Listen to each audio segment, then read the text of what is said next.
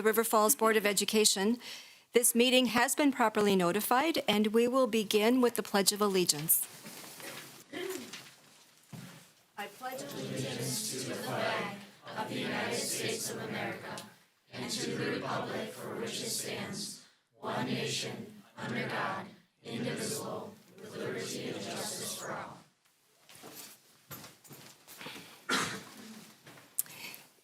Are there any visitors or delegations who would like to address the board this evening?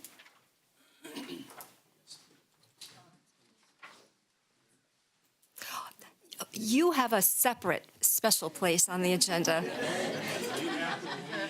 Yes, but I like the enthusiasm.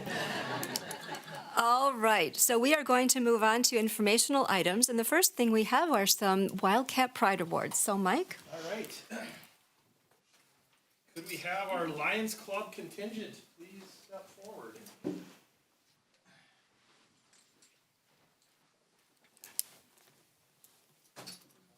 Right here.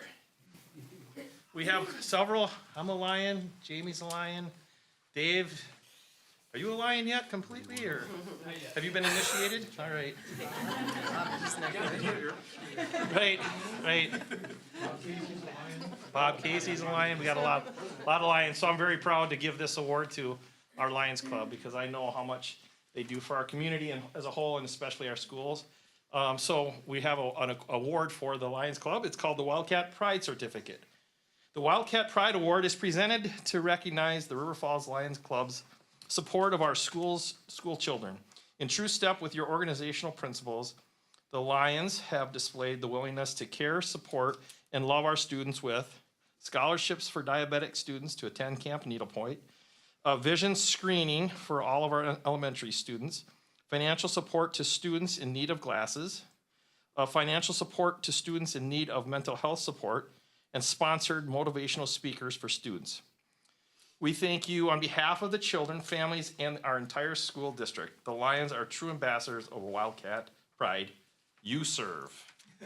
Tammy? Lion Tammy is our Lions president. Would you like to make any? Well, we appreciate this. We love to serve our community. The Lions Club, we've been, 85 years? Did we just celebrate River Falls? Yeah. So we're just very proud to support, especially the school district and mental health with our children nowadays with things that are going on. Great. Thank you. Thank you very much. Todd, thank you for wearing your Lions t-shirt too. Our team, our team colors. And it still fits. That's a very impressive. Very good. So thank you so much. Yep. Thank you.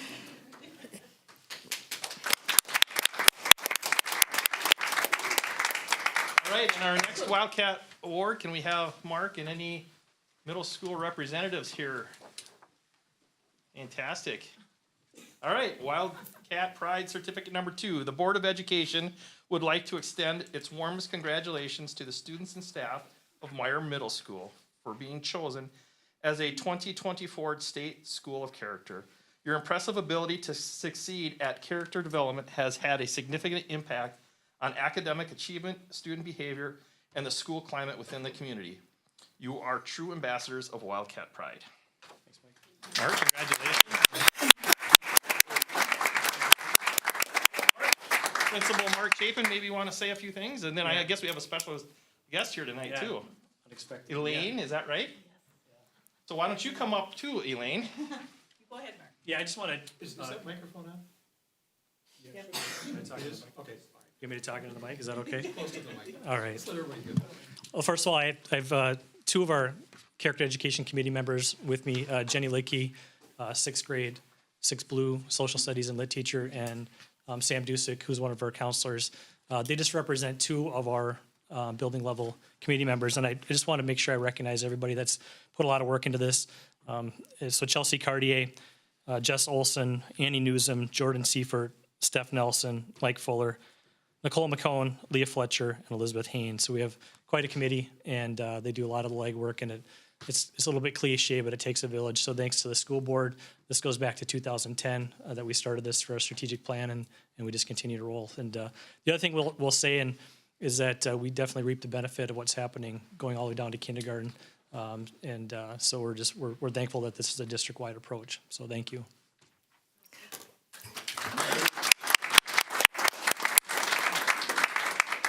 And maybe introduce yourself. Yes, my name is Elaine Gehring, and I'm representing Wisconsin Character Education Partnership.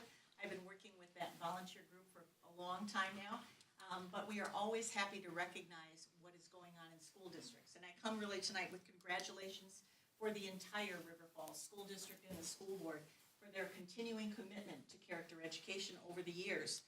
Well, tonight we're recognizing Meyer Middle School for their State School of Character Award. We also recognize Rocky Branch and Westside Elementary because they also received honorable mention awards for the State School of Character efforts and their journey on the way. They also joined Greenwood, which is already a State School of Character and a National School of Character, as has Meyer been in the past as well. So there's also another way to be recognized by WCEP, and that's through promising practices. And many of your schools in River Falls over the years have been awarded Promising Practice Awards. And so in many ways at all levels, River Falls has really taken a leadership role throughout many years, and we really appreciate that. The SSOC process considers each school through the view or the viewpoint of 11 different principles. And the applications and the process take a lot of work and a lot of time. And we hope that what is the real benefit of that is not the award itself, because it is just simply that, the award, but that it also results in program development and also in staff development and professional growth, which you can see throughout your district, I think, as a result of all that your schools have done in this area of SSOC. And so tonight, we recognize that Meyer Middle School, you guys can hold this up, has been a model for schools across the state for many years. They were first recognized as a State School of Character and a National School of Character in 2016. That National School of Character process is still ongoing. There will be an announcement in May, but I'm optimistic. So hopefully there'll be another celebration coming later this spring. But at this time, Wisconsin Character Education Partnership is very proud to recognize Meyer Middle School once again as a State School of Character. So congratulations.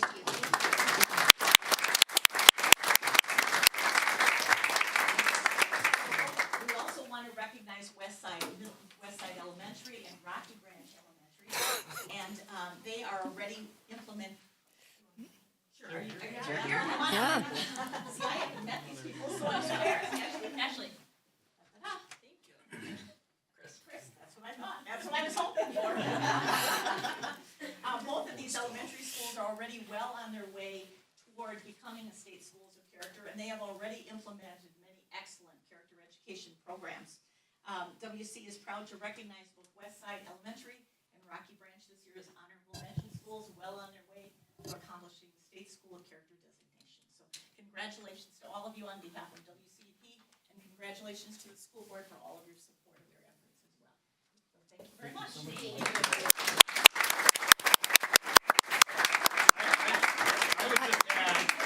I would just add, Mark is way too humble, but this character education started with Mark in 2010, and he's really been the champion for this program since day one. So Mark, thank you and congratulations.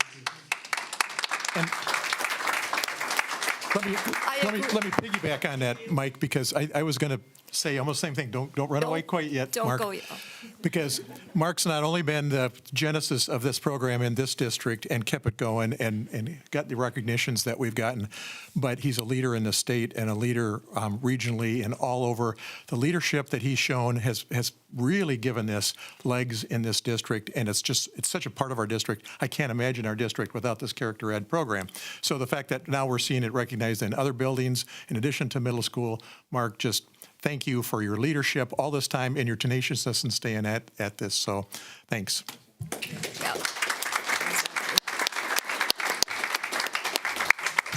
But I think that these two awards that we've had tonight show just how supportive of education and students the River Falls community is. And it makes me really proud to live here and to serve on the board when we have so much support in the community. So thank you to the Lions Club for all that you've done to help vulnerable students. That's extremely important. And thank you to the middle school folks and the elementary folks who bring this to our kids so that this truly is able to shape their lives. And my guess is that those kids are now going to have a great chance to be able to grow up and be part of groups like the Lions Club. So that's good. So thank you.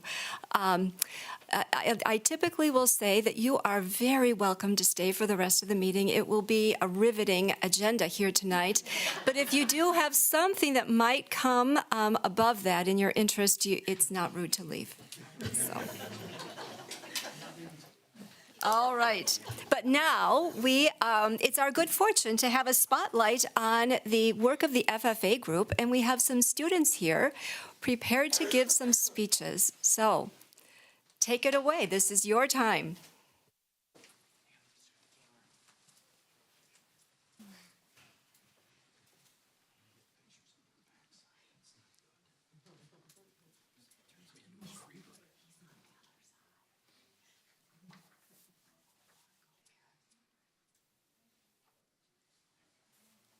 Hi, I am Kendra O'Connor, and I'm Olivia Luther, and we're freshmen at the River Falls High School.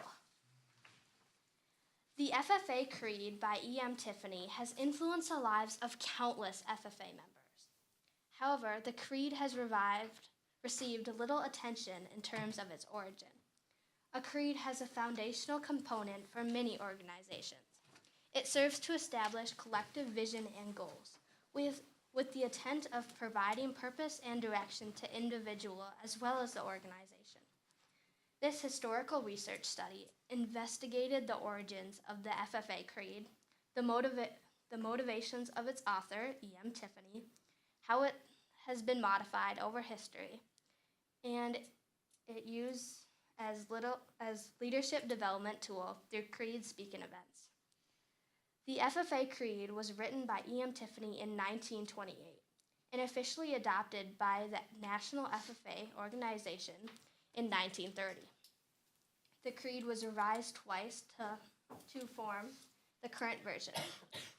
A new FFA Creed was proposed in 1990, and overwhelmingly rejected by a committee of delegates to the National FFA Convention. The impact of the Creed on leadership development has been substantial. Local, state, and national career development events have been created to enhance this leadership development opportunity. The Creed has evidence and resilience through the last 78 years and continues to provide leadership, direction, and value to current and former FFA members. One of the first activities of new FFA members has been to memorize the FFA Creed written by E.M. Tiffany.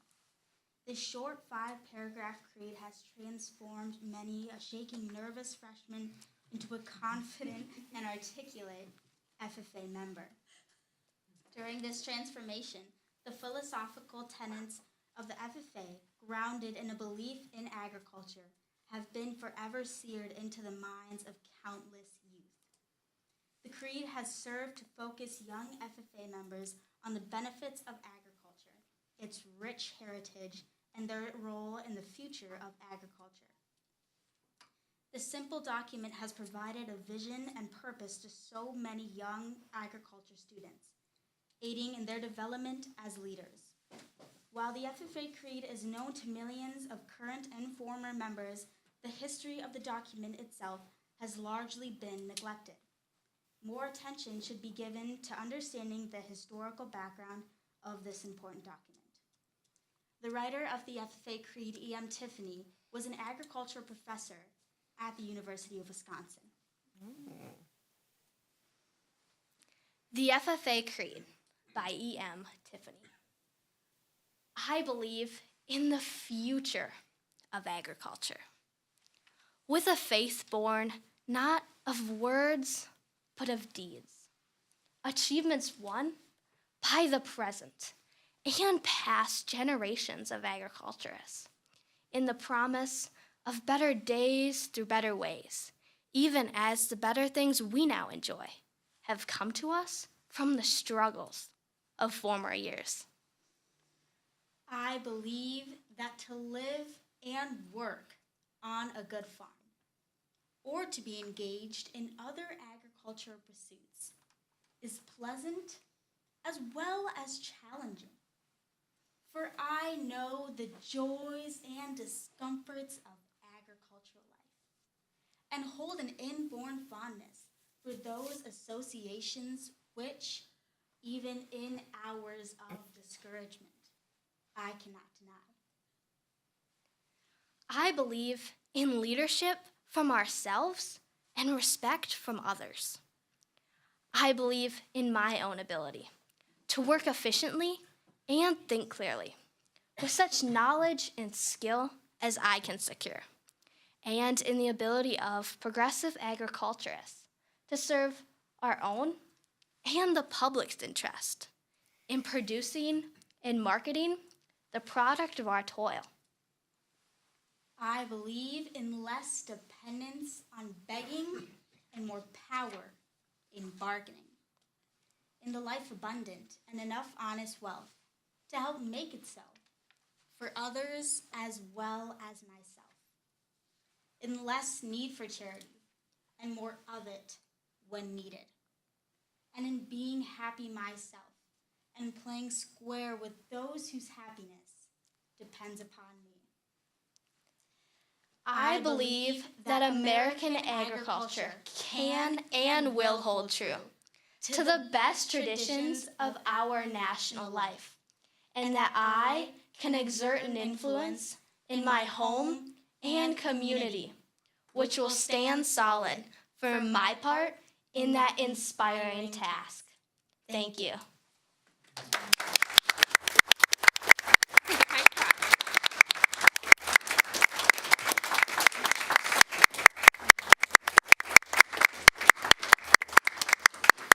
And Olivia, just a minute. That was extremely impressive.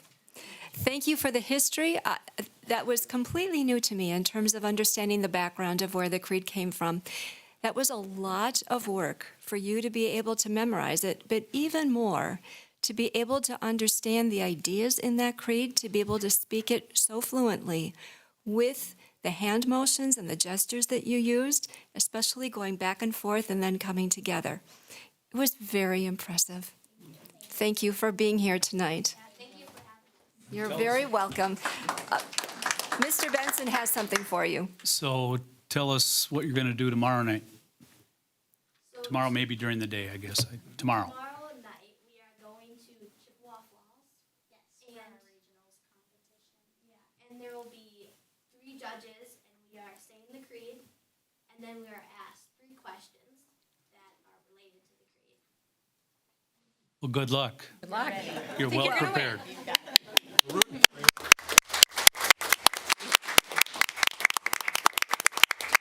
Thank you. All right. We have talented kids, don't we? All right, we are going to move on to our student representative report, and Annika's with us tonight. Yes, Lily did want to be here, but she told me as we were talking about like what we wanted to say tonight, just that she had a family dinner, so she couldn't actually come. But she wanted to bring up that her mock trial team at the high school went to state, which is pretty cool. And I was just going to bring up that all the spring sports are getting into season. So baseball tryouts, which my brother is part of, will be happening soon. Indoor track and field season has started, and girls soccer, or at least like those are the ones that I've seen so far. And then also our forensics team is going to be going to state soon, which is, I wasn't actually going to bring that up, but the 2 girls from FFA reminded me of that because they were speaking in a way that I was like, oh, I have friends that do that too. So our forensics team has been winning a lot of awards this year, and hopefully they will do well at state. And that is all I have. How do you think it went over at the high school to have another day off today? I personally was very ecstatic when I woke up this morning and could find out I could go back to bed. So it was very nice. And I'm sure that many of the other teenagers, such as myself, were thinking the same thing. But we'll be back tomorrow, I think. Well, Mr. Benson hasn't had many opportunities to wake you all up, this winter, so he needed to take this chance, yeah. You gotta get one in, one per year. Yeah, twice, that's true. All right, well, we are going to move on to a review of administrative goals. And the first one, well, we have the River Falls High School and Renaissance Charter Academy. Are you doing it at the same time, or do you want to? We dress the same, just Perfect, all right. The floor is yours. Yeah. Can you stand right next to each other? Yeah. We need a picture of that. Look at you. Nate has a new job. Yes. Good evening again. My name is Kit Lidke, Building Principal. If we could just go to Goal 3, I want to just highlight that one today. In our goal with the academic and career planning, I'm sorry, Goal 2. My apologies. That's a character one. No, Goal 1. Should be ACP. You're right. So I want to talk a lot about our ACP and the good work that we've done since we've last met. We had our college and career fair. In our registration night, we are back to pre-COVID numbers with that. It was a huge success. We invited employers this year. We had over 25 to 30 employers in addition to the 60-plus colleges and opportunities that we had there. Our academic and career planning team is doing a wonderful job in terms of embedding that good work. I know our kids are still not quite fully on board with exit interviews and things, but we really had some successful exit interviews in both December and in January for some of our early graduates. In about 2 to 3 weeks, we have over 200 interviews that we're having for all of our seniors. And those exit interviews, we've received a lot of positive feedback from our kids once they've gone through the process. I think it's nervous to sit and be prepared for a 30-minute interview and talk about what your goals and aspirations are potentially when you're 18 and don't know everything. But at the same time, it does provide them a great frame and focus for where they're at and headed. A couple other things that we've done this year too. We do have the CVTC mobile lab over in our building this term. So we're offering some technical college credits right on campus with their instructors. That was a great partnership that our ACP team worked together with. We also have a new club, HOSA, and we've partnered with Alina Scrub Hub as well. So all of our kids that are interested in learning health career fields, we have monthly meetings. Alina invites our students out to learn a lot of those different career and health related fields. And then our club has really gained a lot of traction in the last few months. Amber Mercatoris is doing a wonderful job with that. And then again, I think the big thing to highlight would be that we've highlighted also the college and schools track a bit more. We have more DACP kids in terms of applications and early college credit programs, again, for students to earn college in the schools. Those applications and those letters will be sent out sometime at the end of this week. So lots of great opportunities for our students.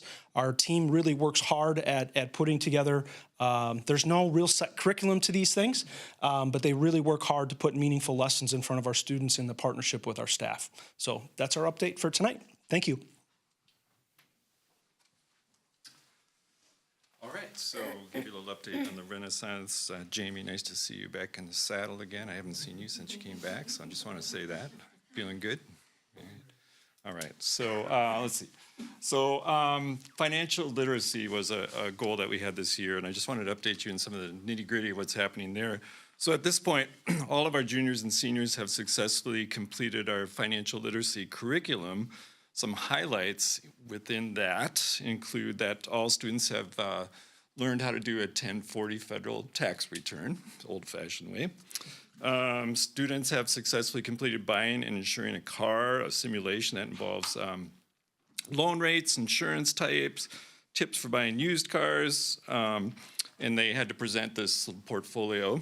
All Renaissance seniors at this point have met the benchmark standards for financial literacy, and that was one of our goals, to send our students out in the world with a solid background in that area. So goal number 2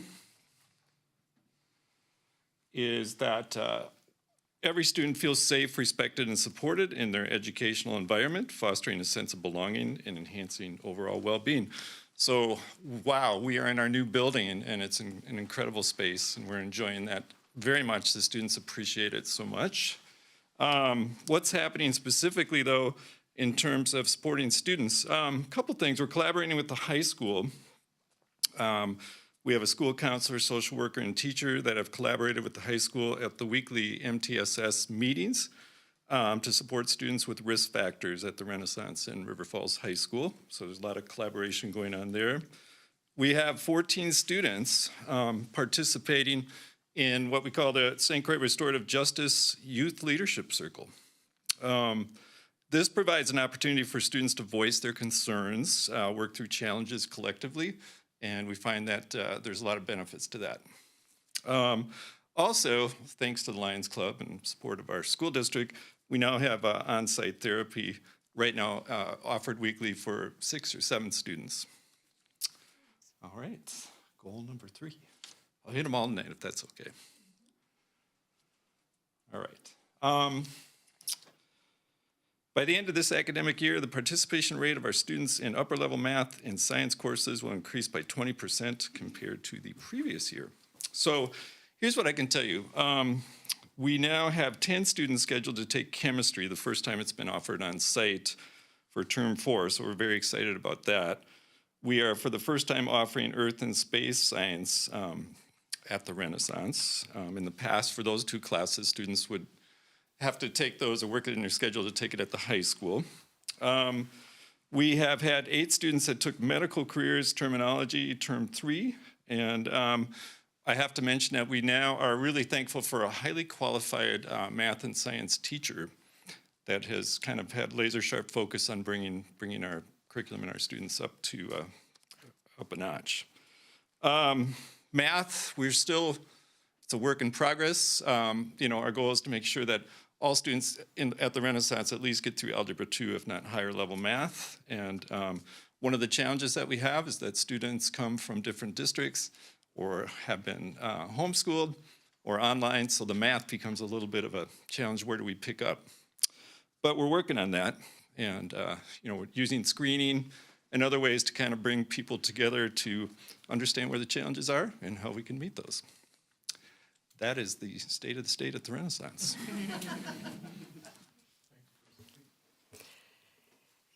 It strikes me of just how many more opportunities there are for kids compared to just a short time ago. So thank you both for your work. Mark, it's your turn. All right, goal number 1. Been working on this one actually for 3 years, which is rolling out standards-based grading, which we're awfully close, and I'm super excited about that. I did include a couple artifacts for you if you want to take a peek at some of the work that we've been doing. The first one, I would just want to recognize Anna Pearson, who took over for Brittany Coffer in our tech role, and she's done a lot of work behind the scenes, getting our Schoology up and running, which is our learning management system, and then Infinite Campus, which is our student information system that will actually have the final report card on there. So what you see there are linked in there is all of the report card statements for every one of our subject areas. And so she's done a lot of work behind the scenes getting that uploaded into Schoology and Infinite Campus. Another big thing that we've been tackling is the parent guide to standards-based grading. That is linked in there as well. We have our parent meeting coming on the 1st of April. And then with our 6th grade parent orientation this Thursday, we'll be revealing some of that information to our parents. We'll have a captive audience, which is great. So I'll talk about that a little bit. So there's a couple artifacts here for standards-based grading. You can go to goal number 2, which ties to the Ford exam, looking for growth in that area. As we've talked, the Ford exam is definitely lag data. And so part of this is looking at lead data through data protocols. And so this was a team meeting agenda with links with samples of data protocols that we've been using in that presentation that I gave to our staff and our team meetings on the 17th of January. So that's linked in there. And then if you go to goal number 3, that's the PLC notebook. And I can't get credit for this. That's Mary Beth Elliott has done a lot of work for me getting these notebooks ready, getting the template ready. But I would really encourage you to take a look at the 6th grade science one. Of course, I picked probably the best one. It keeps us definitely on point. It keeps us organized. It's a place to collect data. And then as we roll out, again, our PLC meetings, so our collaboration teams are meeting every Thursday for 44 minutes during their team time. So they withgo their team time and then they collaborate. So grade levels do that. They're encouraged to have an agenda so they're ready to roll. They're encouraged to take notes, and then they're encouraged to put agenda items for the next meeting. And there's a number of different things that they're working on, whether it's common assessments, if it's looking at data. But I would really encourage you to take a look at that notebook. It's pretty impressive. So that's it. Thank you. it strikes me, Mark, that your goal number 3 is something that can impact your first 2 goals, right? Yep. So, well done. Thank you. Okay, so now we'll move on to the superintendent's report. Two things. One is just to give a huge shout out to our community for supporting both of our referendum questions about a month ago here, February 20. Was a game changer for our district, and we definitely want to recognize and say thank you for supporting both of those questions. We're going to work real hard to overachieve on what we stated our deliverables to be if and when those questions pass. So thank you for that. Specifics, now that the referendum has passed, we're working on facility construction projects, and I left the board a copy. There's a kind of a timeline. It provides a sequence of events that will be occurring, indicating each of the different buildings, shows you kind of the phases that we will go through, essentially to really summarize. There's a lot of design-specific specs that now have to be drawn up that the referendum has passed, and so we get into the detail with all of that. Once those specs are all aligned, we put out those designs for bids. And ultimately, the timeline then for construction would really be summer of 25. There will be some work that takes place prior to that. A little bit of work will continue in phase 2 at Meyer Middle School into the following summer of 26, but the lion's share of the real work and the impact that will be seen will take place in the summer of 25. So just wanted to share kind of that timeline and schedule of activities that lie before us. And then, of course, Lynette will provide the F&F committee an update next Monday, Finance and Facility Committee, specific to the bond issuance, where we get the money from for these projects. And so stay tuned on that. We're working on the timing and the process for all of that. Lynette will give you an update in April for that. So thanks again to the community for your tremendous support. Thank you, Jamie. We are going to move on to a report regarding the Wisconsin Association of School Boards. We have actually a board of directors right on our board. So, Alan. Thank you, Stacy. Yeah, I've been planning on giving some kind of an update for the last few months here, ever since January in our conference. Just wanted to find a time when there was some time on the agenda and we could do this. But there's several things I kind of wanted to walk through in terms of what's going on with the WASB. It's and I think we're all aware of it, for anybody who's in the audience today or watching, that's our professional association, the Wisconsin School Board Association. Wisconsin Association of School Boards, WASB. And I serve on the board of directors for Region 12, which is basically Eau Claire to the Minnesota border. So it's a pretty good-sized region in through here. A couple of updates about what WASB is going to do. It's got a number of activities now. It's going to be a busy season here for the next couple of months. On April 16th in Menominee in the evening, 7 to 9 p.m., is the new board member meeting. So I know we have at least 2 of the candidates in here. It's not required, but for any new board members, WASB literally does a workshop and orientation. I host it as the WASB board member from this part of the region, but there'll be WASB staff there to talk about the role of school boards as a chance to meet other new school board members. There'll be some continuing school board members there. Everybody on the board is invited to attend that, by the way. Last year, the entire Menominee board showed up with their superintendent with their 2 or 3 new members. Of course, it was right in Menominee. It was pretty handy for them, but anyway, that's kind of, we hold it in Menominee because that's the central part of Region 4. On May 8th, there's a WASB meeting, and I think this is the first time they've done this in a long time, and you've got something in your emails, but maybe you haven't tuned into it yet. But on May 8th, that's a Wednesday night at CISA 11 in Turtle Lake. There will also be a regional WASB meeting. And I think this is all leading up to a process The WASB has decided to enter into a strategic planning process, and this is the first time that I've known of for a long time that they've launched a strategic planning process. So I've been asked to be on that committee that begins laying the groundwork for that. In fact, I have a meeting on Wednesday, a Zoom meeting on Wednesday to start doing that. So you'll hear more about that going forward, but part of this is engaging the membership and what are we going to do and what should be on WASB's agenda going forward. I did ask them, one of the nice things about the WASB is they're a font of information, and I just asked them quickly, and I got a whole document on this, but I just asked them, we just had a referendum, two referendum questions on our February ballot. How many districts are going to have referendums this spring? And there were 11 in February. There will be 91 districts in the state having referendum questions. This is on top of 80, I think they said 80 some last year, I think. This is kind of an indication of what's going on in the state. It's this shift from statewide support out of general purpose revenues to shifting this to local decisions based on property taxes. And it's been a bit concerning, but we watch it. We're paying attention to it because just about every district that in the state has considered this, and a good share of them have tried it. Some have not been successful. But anyway, it was an interesting piece of information. If anybody wants who those school districts are and what they're asking for and the details, got the document. It's also, by the way, I can give you the link on the WASB page if anybody wants it.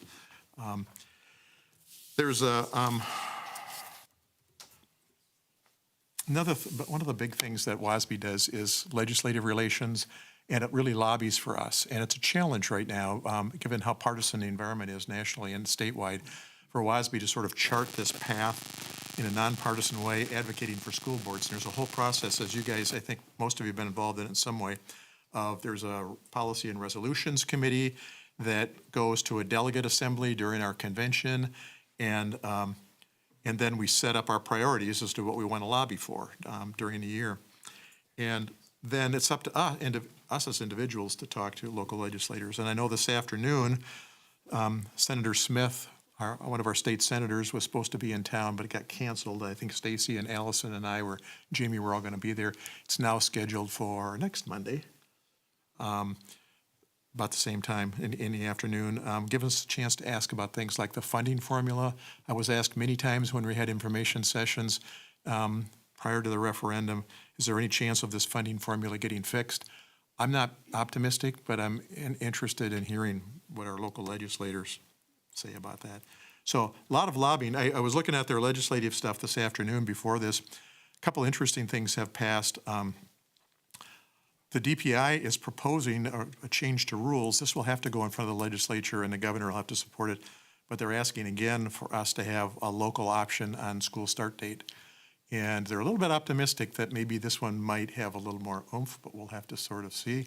And it would leave it as a local option, not set it and mandate it from the state. One of the fundamental things that WASB lobbies for is local control, local control, local control. Usually legislators nod their head, but when it comes to some major issue, then suddenly it's a statewide mandate that we've got to do. So that's part of that. The last thing I'll talk about is I don't think we've done an update here as to what our national association is doing and what our relationship as a state is to our national organization. So we belong to the Wisconsin Association of School Boards, and historically, Wisconsin has been a member of the National School Board Association, NSBA. We've had some challenges with NSBA in recent years, and it's due in part because of the political party intrusion into all kinds of things school-related, both parties. And there was a real concern that NSBA was not necessarily reflecting the membership as a whole. I guess I would say that diplomatically. Real controversy to the point where there was a split, and now there's two organizations nationally. The COSSBA, the Consortium of State School Board Associations, that's it. What's the split over? The split is over the role that that the National Association should play for us in terms of advocating for boards or advocating national issues. And basically the split right now, because what for us, we went without a national association for a year, trying to see how this shook out. And then we belonged to both of them for a year. And now we've gone with the new one, the COSSBA, as have, I've got the list here, Minnesota, Iowa, Michigan, Illinois, Ohio, almost a third or almost half of the states have done that. The biggest split is over large states with big, huge urban, lots of big, huge urban districts, and states that look a lot more like Wisconsin. And that's kind of the split right now. And Milwaukee was a little concerned about this because those big urban districts are very different than the rest of us. And the NSB was, BA was really representing their interests fairly effectively, I think. It was the rest of us that were, but there were actually some stands that NSBA took that we thought were, I shouldn't say we thought, that there was a feeling among an awful lot of state school board associations that they should not be stepping into, because we try really, really hard to stay out of partisan politics. Most school issues, surprisingly enough, are not partisan, but both political parties seem hell-bent on trying to make sure that they've got a stake in this somewhere. And NSBA was really kind of creating some concern. So anyway, and there were some other things, financial issues around NSBA and the fact that whether or not it's even going to stay solvent going forward, and how they were doing their budgeting and appropriating their money and those kinds of things. So Do you mean, Ellen, that NSBA was becoming partisan? yes, Yes, okay. yes. And a lot of school districts we don't want school districts to be partisan. We would rather, or why pit us all into now having to agree or disagree on partisan issues that aren't particularly about the issues that we've all agreed on that we want to lobby for and Okay. handle. Okay. And I think there's still probably some disagreement in the state, but right now we seem to be satisfied with COSSBA, because what we want is just like as a district, what we want from WASB, we want WASB to provide expertise, professional development for us, opportunities for us to exchange information with each other and to learn. And that's what we would expect at the national level too, and stay away from the partisan politics. But there's constantly this pressure for partisan intrusion into it. So anyway, that's an update on it. The COSSBA now seems to be working very well. There was a delegation that went from WASB that went to their national meeting and thought it was a pretty good meeting. So anyway, I guess that's about the extent of my update. Thanks, Stacey. Well, thank you, Ellen.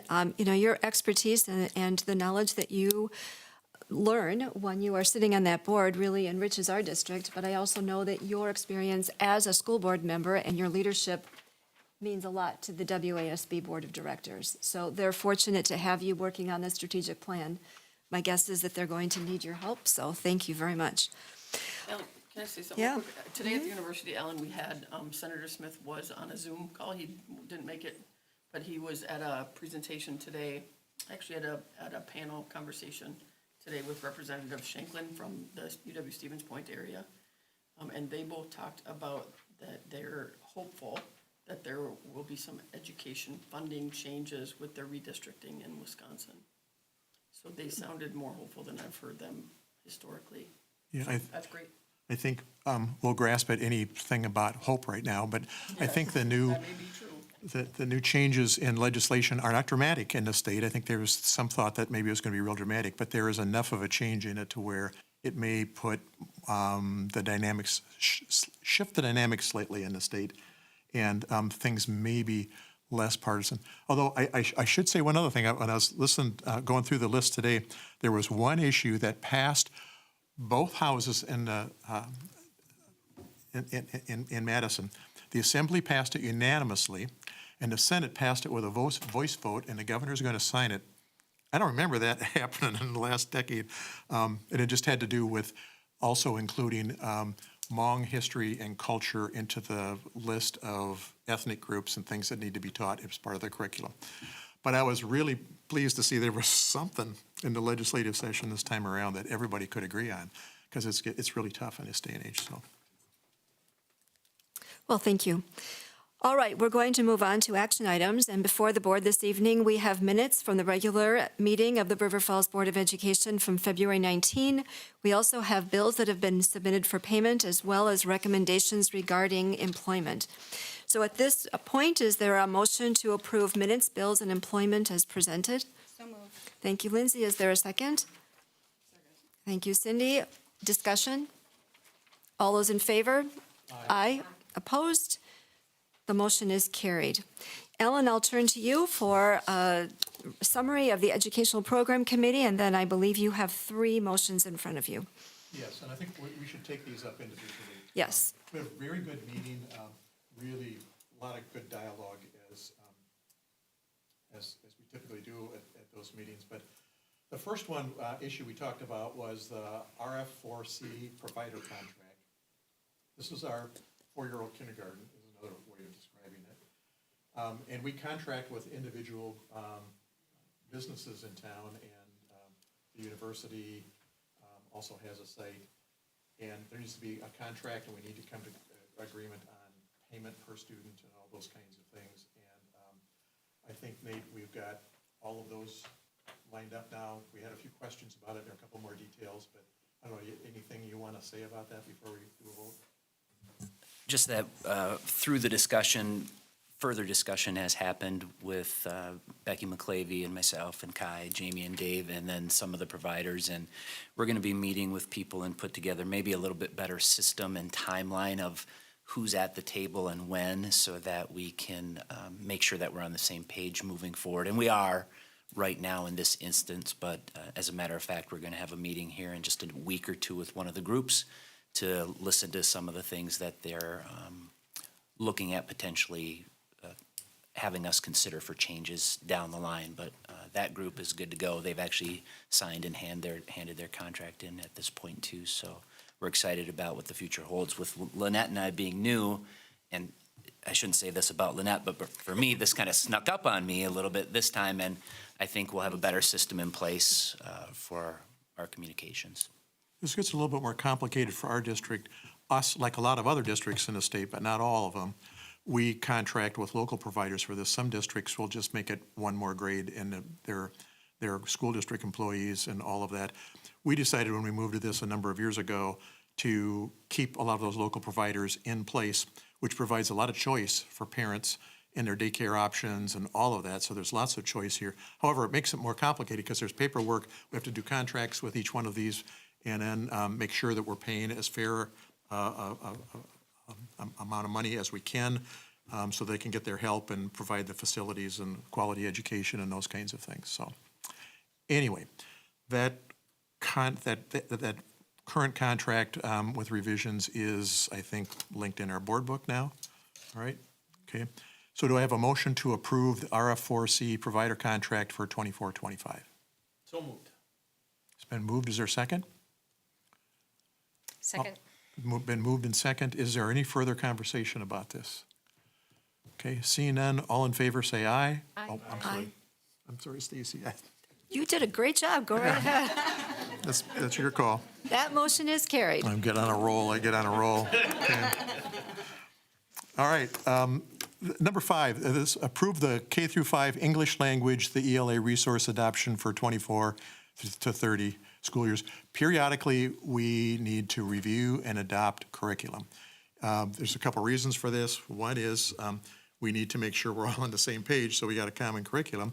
But the other is we need to review it periodically. And Nate really, he'll say a few words about this, but led a very thorough evaluation of this, which provided a lot of input. And this is a big deal for us, and a lot of thought went into this. And this was a good conversation. I just really enjoyed talking to those instructional coaches the other night and hearing what they had to say in their evaluations of this. So Nate, what do you need to say about this?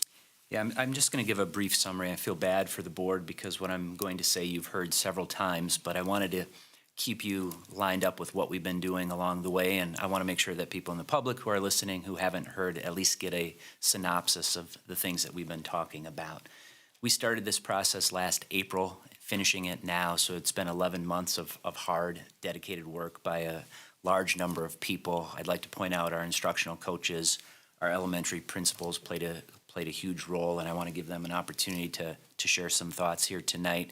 Our ELA committee, who spent time not only at in-service days, but on their own time digging into these resources. And we started way back with 10 resources, and through this collaborative and rigorous and systematic process that we went through, we narrowed it at one step to 6, and then the next step to 4, and then we were finally down to 2 and made a decision. So I want you to see that there was a progression that we followed here. We weren't chopping away big chunks of resources and making any hasty decisions. And to be honest, it takes that long to dig into the level that I think is necessary to make the decision that is best for the district. And we're really happy with the outcome. We ended up choosing Collaborative Classroom, which is the group, and they publish the resource that's called Collaborative Literacy. So that'll be our K-5 ELA resource for Greenwood, Westside, and Rocky Branch moving forward, theoretically for the next 6 years, and we should be able to stick with it during that time. Collaborative Literacy is a nonprofit organization, and their mission is one in which they want students to learn from, care for, and respect one another, to become independent readers, writers, and thinkers.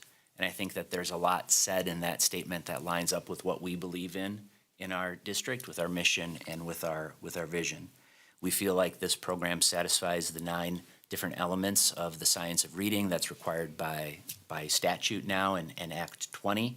And there's a number of different things that have us really excited about using this program. But before I go any further, principals who were with us along the way and had a really big role in making that final decision, are there any things that you wanted to add, things that you're liking, looking forward to, how you're feeling about this?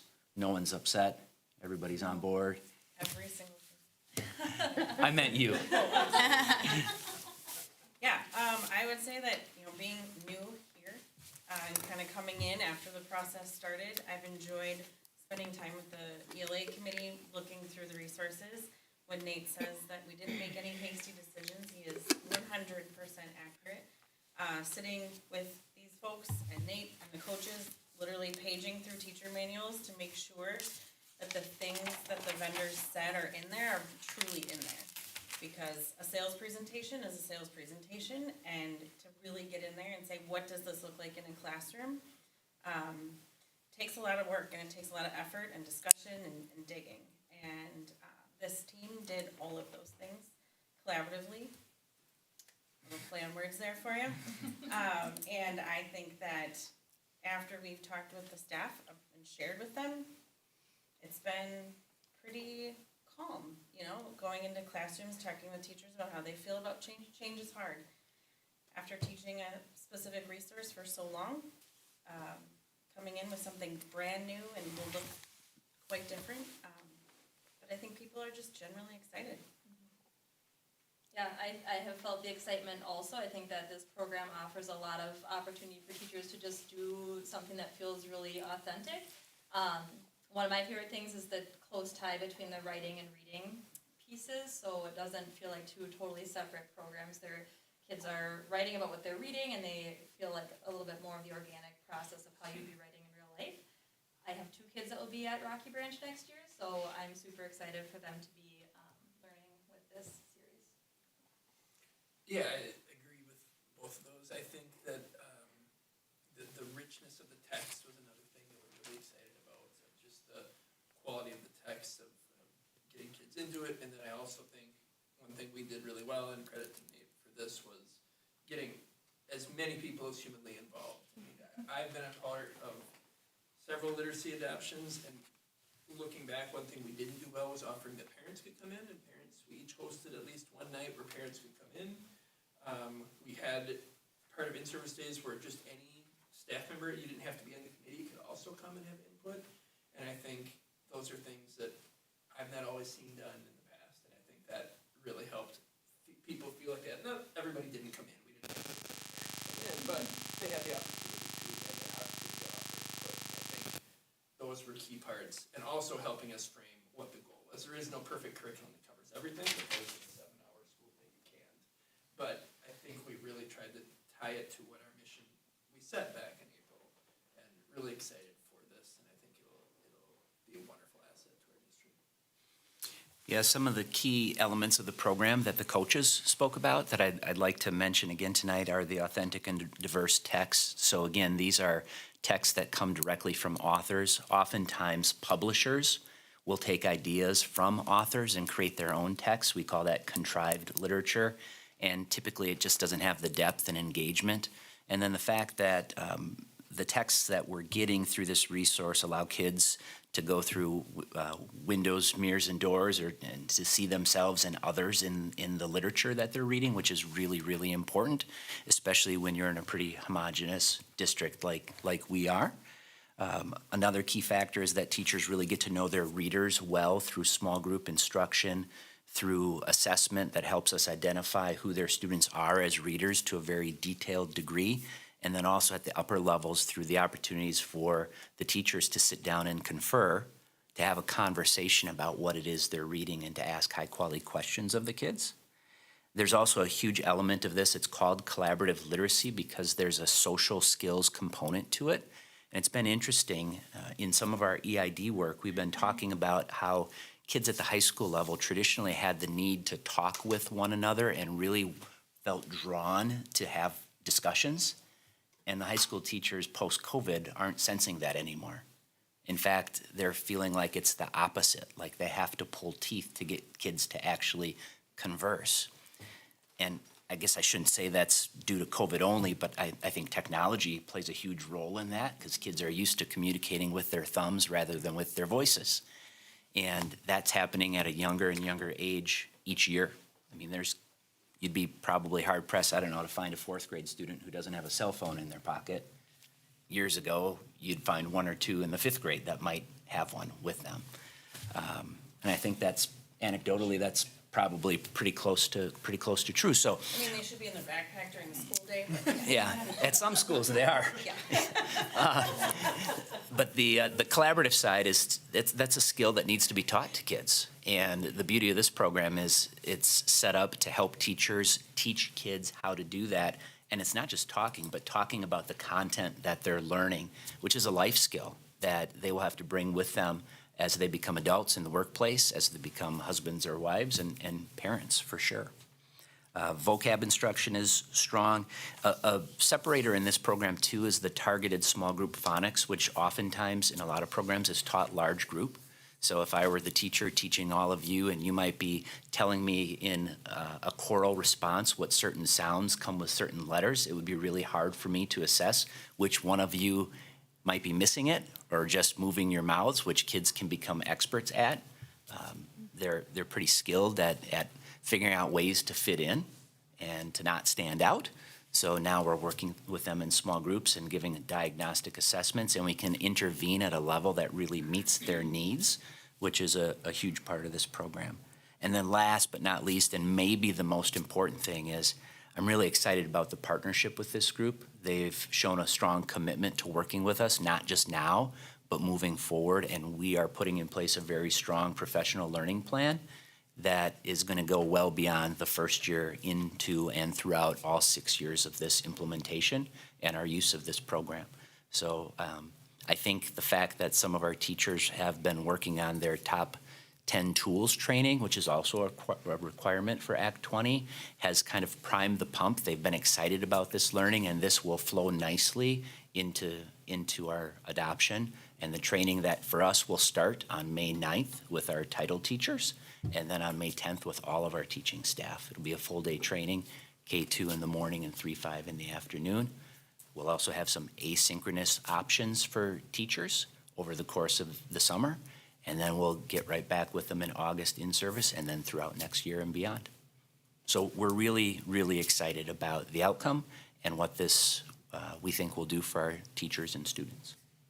And one other thing that they were telling us about is it's reflective of the scientific understanding of how children learn to read, that's embedded within the structures and the strategies of the curriculum. That's correct. Yep, that is related to the 9 different elements that Act 20 is calling for, is connected with the science of reading. Mm-hmm. Mm-hmm. Do we have any, Nate, do we have any ideas? So the one we selected, and we're confident that it's great, was recommended by DPI, not approved, not on the legislature's approved list. Is that correct? Correct. So what's the downside of that? Is it the the way I read it was there's a possibility that there might be additional money available. If there is, we might get some. Yep. But we are very confident that our team picked out a great curriculum, and it's recommended by the Department of Public Instruction, and we're all good with that.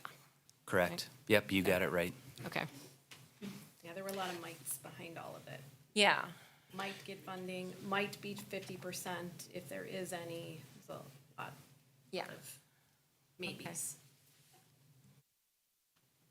All right. It's a process that maybe would have benefited from a little more structure at the state level, not here. At the state level, it just seems odd that the assembly is coming out with this and the DPI is coming out with this, and they don't seem to mesh. Yeah, I wasn't on every meeting. Some of the meetings for the Literacy Council were public, and minutes were posted, and I followed that as best I could. And to be fair to that group, I think they were asked to complete a task that was impossible to do at the degree that it needed to be done. There just wasn't enough time available for them to dig in at the level that was necessary to really make a strong and accurate assessment of the programs. Yeah. And then when it came down to it, it was a vote, and it was a party line vote about what went in and what didn't go in. But what good reading is when we all agree on the science behind the reading, right? Yeah. Well, and we had educators in our district making this decision. Right. Oh, I think what we And did so is that- great, and we get exactly, better that's- buy-in in the long run with our team making that decision. I just think it's an interesting observation at the state level, and we'll see. We'll see what happens. I'm just making the point that in our district, when we're choosing curriculum, we want educators to be making the Right. judgment about what's appropriate for our kids, so. I think And we did that. one thing that's really important is to get a resource that has the right stuff. And as we were narrowing down and getting towards the finish line, we were confident that the last four, for the most part, had the right stuff. Now it's up to us to implement it in a way that's effective. So you can have the resource, but if you don't use it the right way collectively across the district, then it's going to have spotty success. So that's our next task.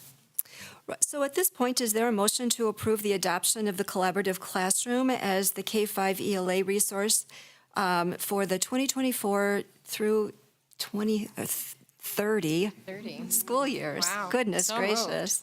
Thank you, Allison. Is there a second? Second. Thank you, Cindy. Any further questions or discussion? Nate, thank you for stepping in.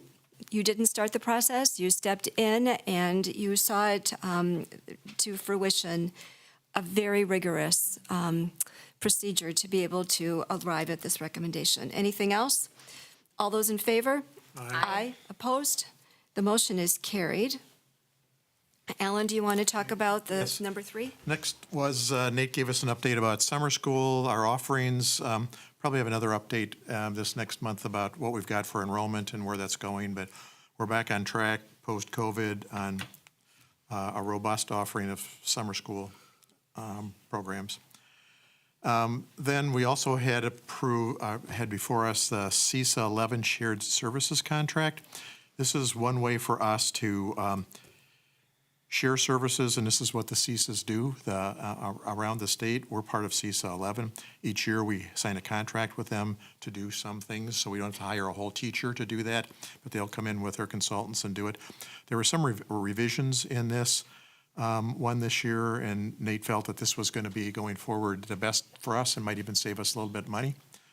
So we talked about it quite a bit, and we need some action on that. So I'll move that we approve it as proposed. Thank you. Is there a second? Thank you, Lindsay. Questions or comments? This is one way that we are able to be responsible stewards of the school district's resources, but also make sure that we have the tools and the strategies and to be able to meet the needs of our students. Anything else? All those in favor? Aye. Aye. Opposed? The motion is carried. All right, we didn't have our chair at the Finance and Facilities Committee, so I'm going to ask if Allison and Lynette, if you could lead us through a discussion of what happened. Go for it, girl. Okay.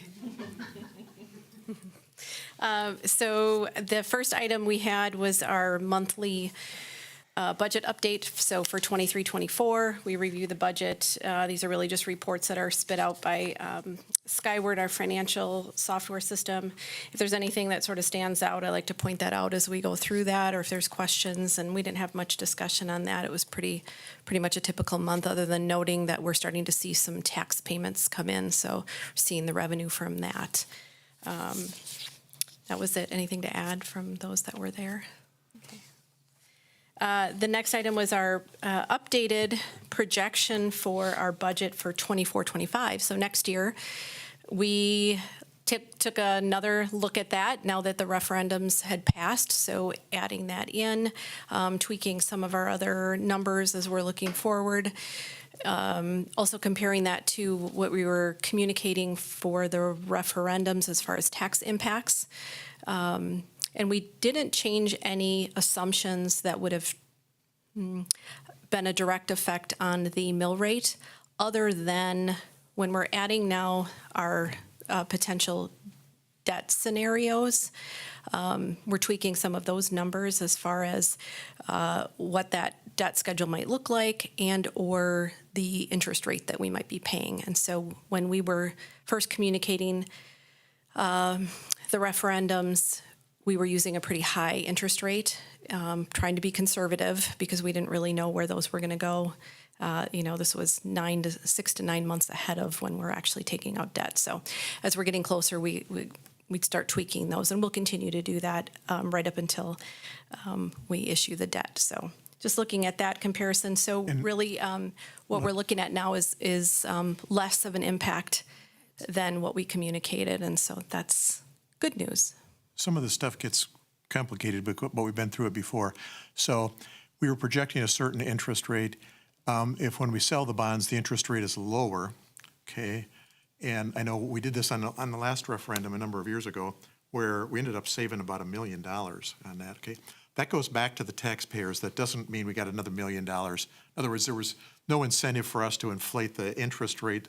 So if it came in lower, we would have more money to do projects. If we don't pay that high of interest rate, we just don't levy as much tax on taxpayers, right? Exactly. Yep. Okay. So the levy impact would be different. Nothing. Right. Correct. Yep. We looked at kind of what that operating referendum now for the, that step up for the next 3 years and kind of what that's doing. And, we're sitting in a good spot. We have a balanced budget or close to balanced budget for the next 3 years, what we're projecting. So we went over that as well. And what we didn't do is look at cutting. What we did not do is cut. The final item is for approval for tonight. So we are up, the district was up for food service management contracting. We're required to go out to contract. Any districts that contract their food service have to go out to bid every 5 years. And it's a pretty lengthy process. We started rewriting the RFP, which is a template from DPI. It's about 80 pages. So it's a very well looked upon process from DPI. So we update that template, then we get approval from DPI first before we can send it out, and then we are required to send it to all food service contracting companies that are on the DPI list, there were 17 of them. So we sent the RFP to all 17. We then hosted a walkthrough. Anyone that wants to put a bid in has to attend to the walkthrough, and we had 3. And then we got our sealed bids, and there was one, and it was Chartwells, which is our current contractor. We've been with Chartwells for 24 years, have had a really good relationship with Chartwells, and especially with our current director, Pat Knox, has just been really great to work with. So we were pleased for sure that they wanted to come back, and any concerns about whether or not it wasn't a fair process, like that's why DPI has such a lengthy process that they oversee.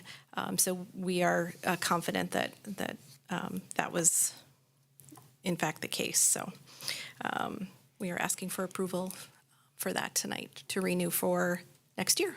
So is there a motion to approve the You're making, Yeah, so it's actually an approval for 1 year, and then what we're allowed to do is do a yearly extension every year, up to 5 years. So, yeah. thank you, Mike. Second? Thank you, Allison. Questions or comments? All those in favor? Aye. Opposed? The motion is carried. Thank you, Lynette, for guiding that process and working on that 80-page RFP. The Personnel Committee met on March 11th, and during that meeting, we reviewed the 2025-26 school calendar because it seems like we're always reviewing school calendars. The committee provides feedback, but for the most part, we really are anxious for the calendar committee to do this work, and we're appreciative of their efforts. We also talked about the 2024-25 health and dental insurance provider. Again, this comes to the board because of a committee, the Insurance Study Committee, that works very carefully to be able to imagine what the opportunities are for us in terms of insurance. We also discussed updates to two different policies, 535.1 professional time schedules, as well as a policy related to job sharing. And then we also decided to table the RF4C job coordinator description. It just wasn't quite ready for the committee. And then the committee went into closed session and we discussed preliminary non-renewal. This is something that we need to do on an annual basis. It was a pretty short discussion. So, Dave, do you want to mention anything else? No, just that the ultimate recommendation was to switch our provider from, we are currently with Medica, and we would switch to Health Partners for health and dental. We're currently with Delta for the dental provider. Tennis match, we just keep going back. Yeah, and part of the tennis match is to make sure that we're getting the best rate for the benefit that we're offering our employees. And that's one tool that we have to make sure that we're getting the best rate for that. When we switch to Health Partners, one big thing is that we've had them before, and the network is something that fits well with where our employees go, and they have a high degree of satisfaction with Health Partners, so that's good. We're offering a smaller network that's less expensive now for people, so our employees have some choice over the size of their deductible. They have some choice over whether they're going to do a single or a family plan, and now they have some choice over how large the network is, and all those things help our employees decide the best way that they can get their health insurance benefit. Some people want a little bit more expensive, larger network, and other people maybe want a smaller network that's less expensive. And this allows them that choice, and Health Partners offered that. That was a big piece of it. And then the other big piece of it is they allowed us to align our plan and deductible year to our fiscal year. That's been an issue that we've been dealing with for a while. And in the long run, to Mike's point, it'll help us now bid out more effectively because we won't have that kind of hanging over us of how we're going to deal with the deductible credit. And then both of the bid rates from Health Partners were the best percentage increases, so they allows us to be competitive with our wage offers. And the dental provider, it's our first step into self-insurance. So it's a nice way of being able to try this on a limited scale before we would do the whole thing. Yep. And we should just point out, too, that the employee satisfaction with Health Partners is the Health Partners insurance plan and the coverage and the customer service with the Health Partners insurance plan, not necessarily exclusively the Health Partners delivery system. Yeah, right. The Health They Partners play both insurance sides plan of it. includes many, many providers, such as the clinics here in River Falls. So Yeah, that's a very good point. We offer a network that is all encompassing, and it allows our employees, depending on where they live. We've got employees that live in a pretty large circle around River Falls. Most of them live here in River Falls, but this allows them that choice. And to your point, that just because we have Health Partners doesn't mean we're required to go to a Health Partners clinic. Although on a usage rate, it's a pretty convenient place that a lot of our employees do go, so they realize those savings. So. At this point, is there a motion to approve Health Partners as the health and dental provider for the 24-25 school year? So moved. Thank you, Lindsay. Is there a second? Thank you, Cindy. Questions or comments? All those in favor? Aye. Opposed? The motion is carried. I also now move the first reading of revised school board policy 535.1 related to professional time, staff time schedules, as well as the first reading of revised school board policy 535.3 job sharing. The changes are not significant. The changes are to make the policy more clear. So I've made that motion. Is there a second? Second? Thank you, Allison. Questions or comments? All those in favor? Aye. Opposed? The motion is carried. As I mentioned at our last meeting, the school board and the administration are now engaged in a fairly lengthy process of revising our school board policies. This is one of the most important responsibilities that we have as a board. And so we are going through them. We have had them reviewed by legal counsel to make sure that everything is legally appropriate. And then we are also going through them to ensure that they match what our values are as a school district. And so at this point, we have 5 second reading of policies. And I'm going to take all of those as one motion at this point. So it's the second reading of revised school board policy 522.1 related to a drug-free workplace, 522.4 staff conflict of interest, 523.1 staff health examinations, 523.3 employee assistance program, and 546.1 related to the resignation of support staff members. And I've just made the motion to approve that. Is there a second? I'll second it, but I do have some questions to bring up. Absolutely, we'll take time for that, and so now is the time for questions. Allison? Okay, I'll just summarize them. Who's in charge of these policies? Okay. I'm just wondering, when we write these policies, do we work with WASB, other districts to template what's legal, what's not legal? I assume we do, right? So just kind of in a summary, in the alcohol and drug-free workplace, I'm assuming that that applies to employees? It's not students, employees. 500 series is. All employees. Okay, personnel, so it's just for employees. So I was just a little bit curious in that policy about the distributing, dispensing, possession, and using of controlled or illegal substances. So is it true we don't have any controlled substances on campuses, or teachers, nurses, staff are not giving students controlled substances like Ritalin, Adderall? Yeah, we have policies related to, so to be an employee that dispenses prescription medication, they have to go through a training, and we have a policy that addresses to make sure that the only people that are dispensing that and the handling of that is through our office. This doesn't pertain to that. So if there's a question on, are we, if in the language, are we maybe catching something that you're worried we're not supposed to catch in there, then It says manufacturing, distributing, dispensing, possessing, or using, or selling, of controlled or illegal. So you're dispensing controlled Where are we at? substances. where are you, just so I Number can- one, Okay. in, number one, yeah. At the workplace? So paid, Yep. So number one, manufacturing, distributing, dispensing, possession, use, or sell of controlled substances or illegal substances at the workplace. At the workplace. As it pertains to an employee. Yeah.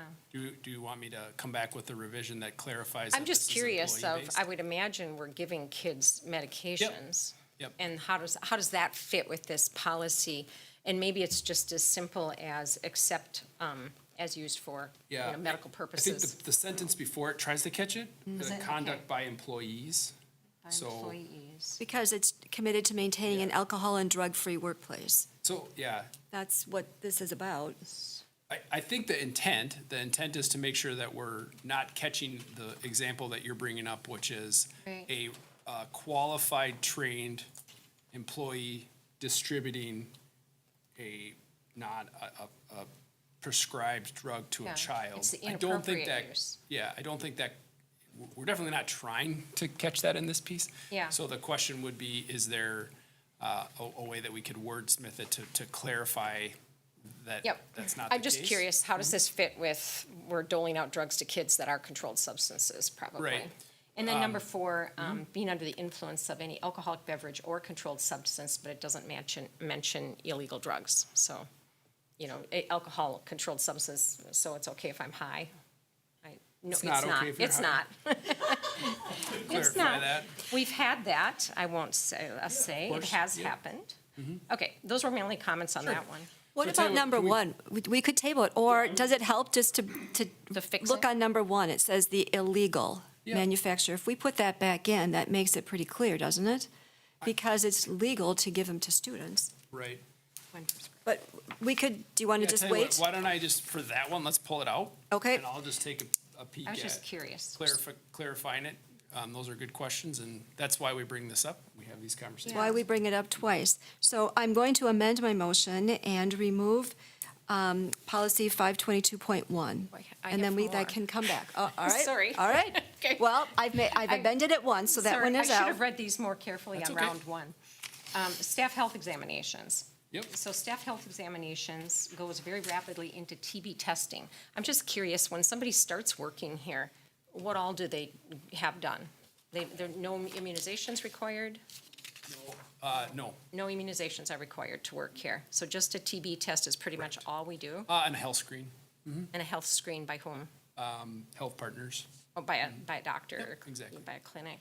Yep. Okay. And the district pays for that, and basically that's making sure that, well, I should say, there are further physical examinations for specific positions, like bus driver. That's a little more detailed, but basically the exam is making sure that they are fit to complete the duties of the position for a Okay, lot of. and I can just say I'm religiously opposed to having a physical exam and I don't have to do it? We've never had someone. say I'm they're just reading the opposed to it. policy, because then if you look on the, like TB, for example, Uh-huh. someone might have a religious objection to the treatment for TB. So TB, I think the the language in here. testing. Yeah, we do a screen first, so Yeah. I would say the vast majority of our employees don't have to do the actual test because they do the screen, they ask a few questions, and basically the questions exclude them from being required to actually take the test. Okay. Which I think is covered in here. Suffering from illness, okay. It just seemed, I was just that curious, like, is this what is required by law, that it's this loose? That I can just say, I don't want to have a TB test, so therefore I don't have to have a TB test? But then the next paragraph says if you're having symptoms or you're demonstrating whatever, that we can require you to have a test. Now, people who screen, So it says freedom from tuberculosis in its communicable form is a condition of employment. So the employee has to basically prove that they don't have tuberculosis, and the easiest way to do that is to complete the screen or the test. If they won't do that, they can't prove it, and then we couldn't employ them. okay. Doesn't come up very often. Okay. All right, so they have to be able to prove it? Yep. Okay, I believe you. Okay. The last comment I have is on the employee assistance program. That policy repeats over and over again that people may have issues that impact their ability to do their job well, impacting their work. And it's repeated in the policy multiple times, is the person dealing with something that's impacting their ability to perform their job? And I'm just wondering, employee assistance program, I could be doing my job great, and I could be having issues that I would benefit from employee assistance. Do you know what I mean? Yep. Like, it's accessible to employees whether their job is impacted or not, right? Yep. Okay. That was my only comment on that one. It just seems over and over again.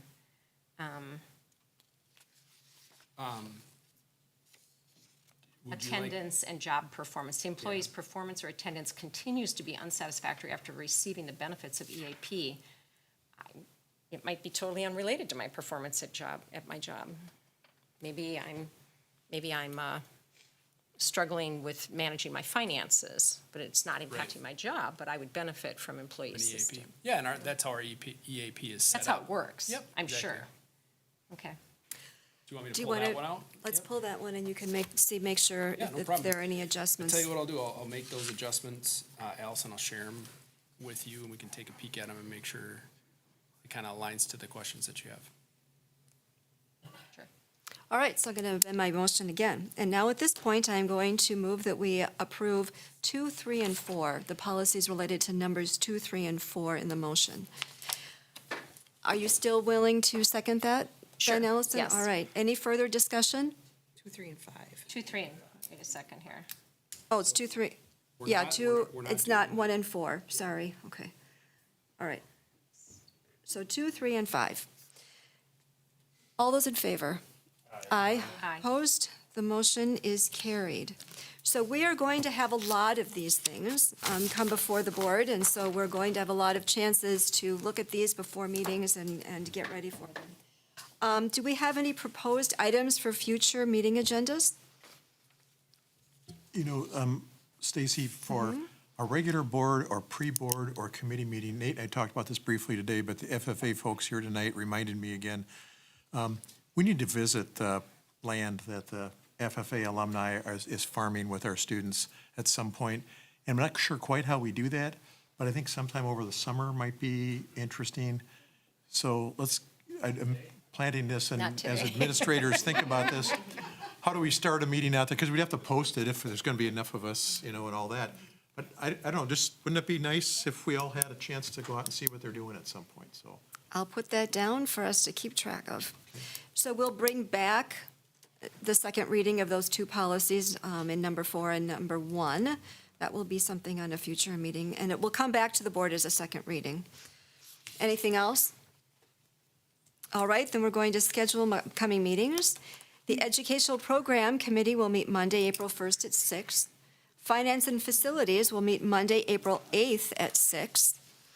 The Personnel Committee will meet Monday, April 8th at 7 o'clock or immediately following Finance and Facilities. The next regular board meeting will be Monday, April 15th at 6 o'clock. There will be a board reorganizational meeting on Monday, April 22nd at 6 o'clock. That is following the election and in keeping with state statute. There will also be a Board of Education retreat for all board members who are sitting on the board at that point after the April election on Monday, June 3rd, starting at 3 o'clock. All of those meetings are going to be held here in the district office conference room. The meeting is adjourned. Thank you. Thank you, Stacy.